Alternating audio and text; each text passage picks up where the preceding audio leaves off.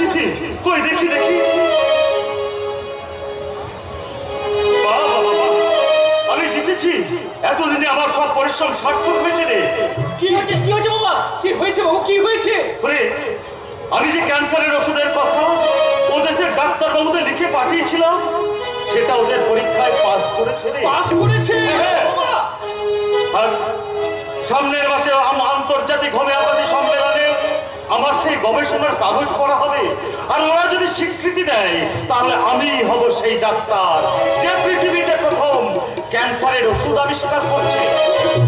ক্যান্সারের ওষুধ নয় বাবা, সোনার খনি।